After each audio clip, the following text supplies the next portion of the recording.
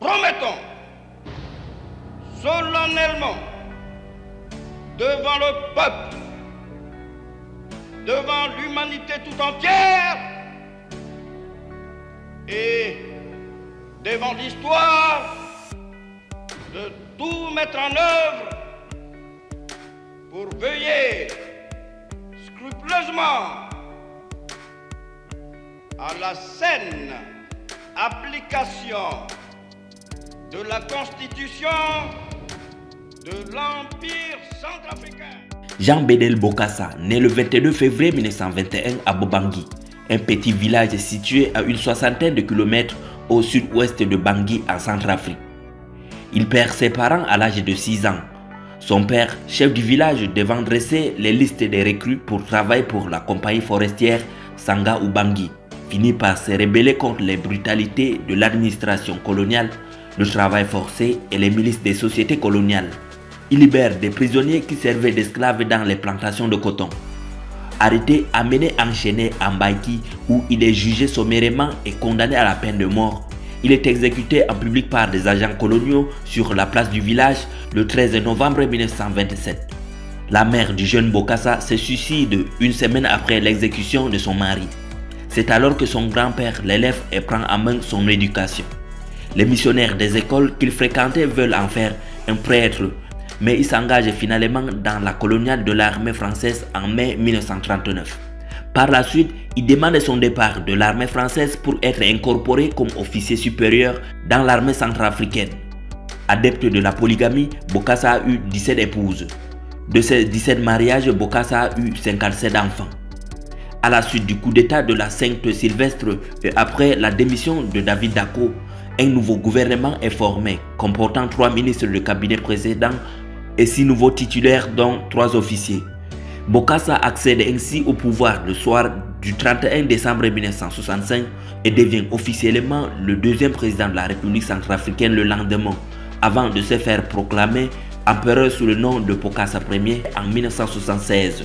Cependant, des rumeurs prétendant que Bokassa s'adonnait au cannibalisme à l'occasion furent lancées à la suite du dîner donné lors de son sacre en 1977. Voulant blaguer, l'empereur chuchota au ministre français de la coopération Robert Gallet. Mais vous venez de manger de la chair humaine. Ces rumeurs lui valurent le surnom de l'ogre de Barengo. Il est arrêté et jugé pour trahison, meurtre, cannibalisme et détournement de fonds.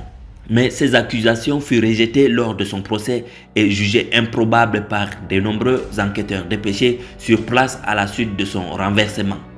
Selon le journaliste Patrick Pesnon, s'il n'est pas impossible que Bokassa ait pu pratiquer la manducation sous cette forme traditionnelle, il est difficile d'accepter sans preuve, à ce stade inexistante, l'accusation de cannibalisme à son encontre. D'autant plus qu'il semblerait que cette histoire ait été inventée par des services secrets français pour ajouter du crédit à l'image de monstre qu'on voulait donner de Bokassa à l'époque pour justifier son renversement. Dans la nuit du 20 septembre 1979, alors que Bokassa Ier se trouvait en Libye pour officialiser son rapprochement avec le colonel Kadhafi, le SDECE lance l'opération Kabane. L'opération militaire organisée par la France renverse Bokassa et l'opération Barracuda remet au pouvoir son propre cousin, l'ancien président David Dacko, qu'il avait lui-même renversé en 1965, ce qui aboutit à la fin de l'Empire centrafricain.